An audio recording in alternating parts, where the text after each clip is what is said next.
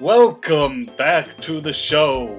It's been a while because I was sick for a good 2 weeks, and yeah, that was terrible. I'm still recovering just a little bit. My throat just occasionally does the. But other than that, I should be 100%. So I'm going for this. The wild sauce appeared. I'm back in black. Ran loose from the noose. Oh, and by the way, terrorism is happening on the screen right now as as Team Galactic seems to have a legit bomb. They're finally doing something, actually, potentially dangerous for the first time in their life. Team Galactic. Did I say? Yeah, I said Team Galactic. For a second there I was afraid I said Team Rocket. But in any case, let's get on with the dragon type Pokemon. I'm doing them, and they are a precarious case because early on in the series there was only one official dragon type for mine, and the bomb went off. Jesus Christ. I was impressed that the grunt survived that, you see. I did, blunk. And I'm surprised he made it out of there. Maybe it was just oh goodness, what is it called? The cannon from not Fallout, Saints Row the Third. The base cannon? No, that was from, that was MLP. No, fuck. The wub cannon, whatever that one genre of music is called, that people used to hate but now is accepted. Dubstep, that was it. Dubstep cannon was, I believe, what it was called. Regardless, we should carry on with the dragon conversation. Okay, first up on the list on this list I'm looking at is Charizard Mega X, and I've been through this before. I prefer Mega Y. I'm glad that, and that's a very controversial opinion, I am glad that Charizard finally gets to be accepted in some form as a dragon type. That helped that helped his reputation quite a bit. Okay, let me get more into the reason why I find X less exciting than Y. It's because I feel like he's a bit over-designed. I feel like the fire coming out of his mouth is it's too much, and also the fires coming from his armpits. Why does he have armpit fires? Why? What can he just arm fart his way into a Pokemon move or something? I just can't buy it. And the wings look like they can fly. Look like they can fly worse now.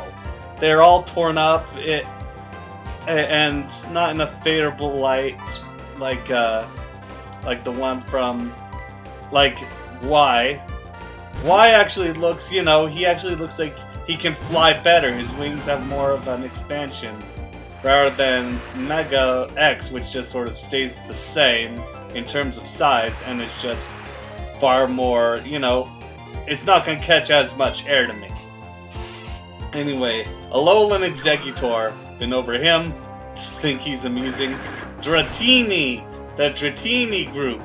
Let's talk about them and my thoughts on them, as is my intention.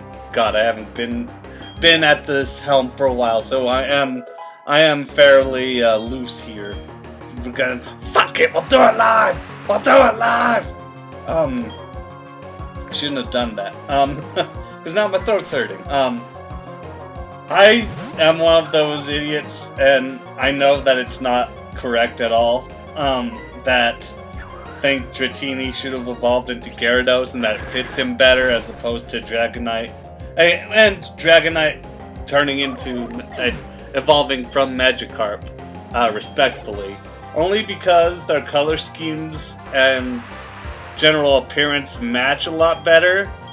Because, with Dragonite, Dragonite isn't the best example, but you know, it comes from the legend of the fish coming out of the water and becoming a dragon. Or no, it was him climbing up the waterfall. By the way, I have a drink here.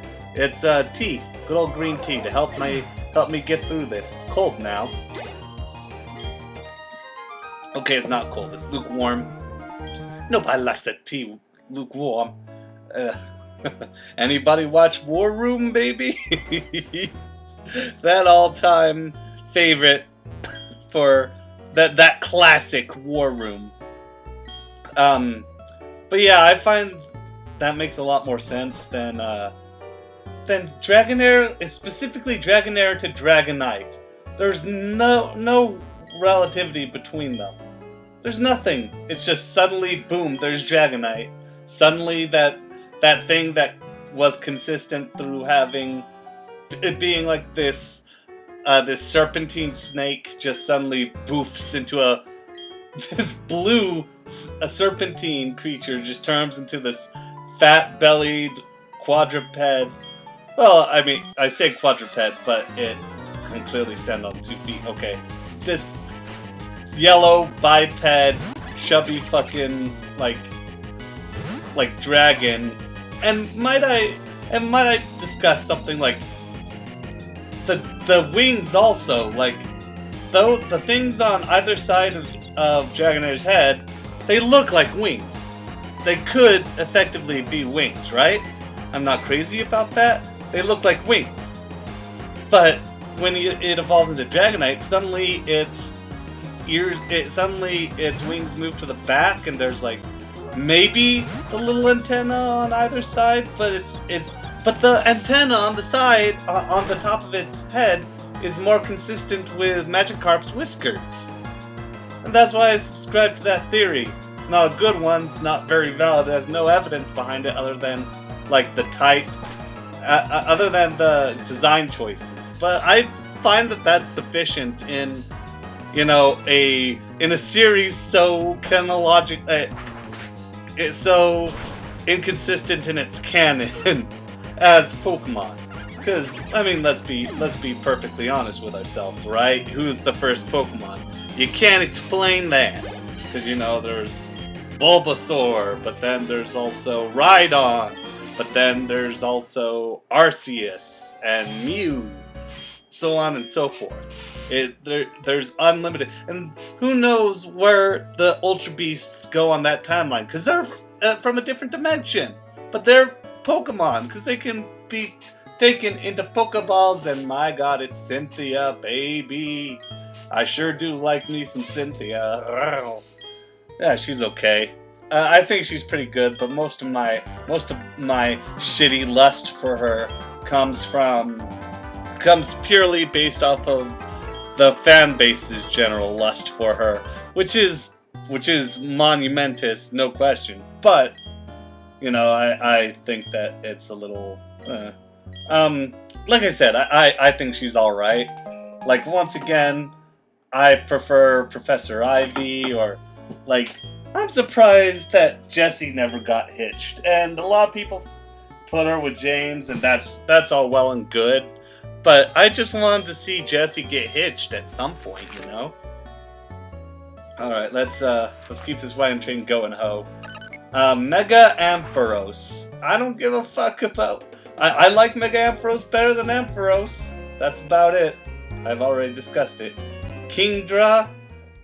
It's a really nice touch. I still disagree with the King Rock item trade. I hate the item trades. We've been over this. Moving on! Mega Sceptile, I think, is really cool. He's certainly a step above the weirdness that is classic Sceptile, primarily due to the fact that, like, the tree on the back of regular Sceptile is just hanging there. It's so inefficient. I'm going to just stick with that idea. It's just this worthless-ass tail that may be a balance thing, but you don't quite know. He looks like one of the dinosaurs in Land Before Time, the way he's standing, like, so upright. Man, wouldn't Jurassic Park be so weird if scientists didn't realize that the tail was for balance and that they just dragged it behind them. Like, could you imagine Jurassic Park with its fucking T-Rex just, like, standing up with its head held high? I mean, it sounds more intimidating, but, like, at the end of the day, I find, oh goodness, I'm yawning. Even though I shouldn't, I'm having my tea. Maybe it's turning out to relax me after all. Anyway, no, I find that it's a good thing that they discovered T-Rexes balance themselves out by the time that they made Jurassic Park. Alright, but yeah, Megaseptile, like, he's got a spine at the end of his tail, and he's got it in focus, which makes it ultra deadly. Still don't know what the balls on top of its back are for. It feels like that was a design choice that was, I don't know, that was meant to fill space. Cause fucking the evolved form before it, Grovyle, doesn't have those, I don't think. As far as I can tell, it doesn't have any of that on its back. Neither does Trico. It just doesn't fly with me, you know, dog. Alright, Vibrava.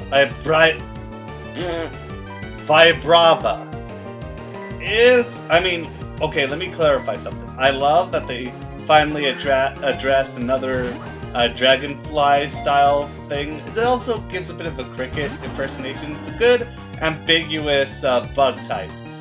That being said, as a kid, I kind of forgot about it. I mean, nowadays I don't, because fucking Flygon is fucking broke and needs a Mega Evolution, so help me God. Why doesn't Flygon have a Mega Evolution? It would kick lots of ass. I'm just throwing that out there. Nintendo, get to work, and don't do fucking Let's Go. You guys, okay, that sounds mean. I'm going to correct myself. Don't use Let's Go as its own series. Keep Let's Go as its own series. Because a lot of people liked it, and I'm not going to hate on them for liking it. But I prefer the classic series. I want the classic series to keep going. If they just, like, split up the teams, that'd be cool. I'd be down with that. I want everybody to be happy. You know, if they can be, if you can satisfy everyone, you know, might as well try. That's a very dangerous ideology to take into account on an individual basis. As a consumer basis, once again, I'm not a big business guy, so it's up to be determined how far general appeal can get you. In fact, I dare say that it's like all up to chance. But you know, that's me. That's good old conservatives. That's Silas being conservative and not willing to take no chances with no hows. By that I mean fiscally conservative, not politically conservative. That's a whole nother can of beans. But Flygon, I like Flygon's design as an adult quite a bit. I like the fact that its eyes are kind of like goggles. I think we're coming to the end of the video soon, or maybe not. Who knows? I lost the marker, so when a long pause happens, that's when I'll know to leave.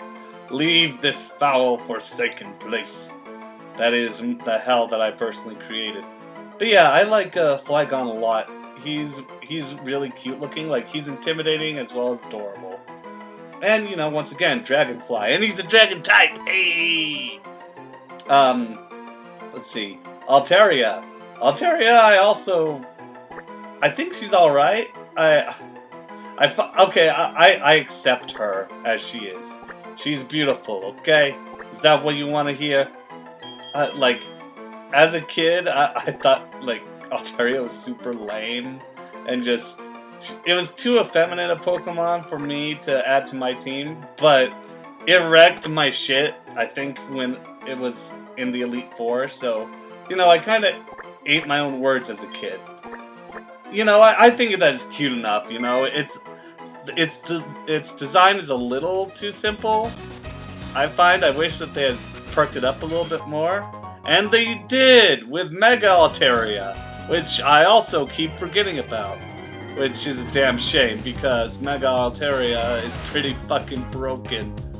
Its base stats are its attack, its defense, and special attack are all just 110 base stat, which is really fucking good. And I love its long tail. I love the way that floats in the air the way it does, and the way it just glides. It looks like if Altaria didn't exist, it would look like an evolved form of Chimecho. I have to end it off here. I'm gonna continue on the next episode. Catch you laters. Stay wild. Nobody knows the trouble I've seen. Nobody knows my sorrow.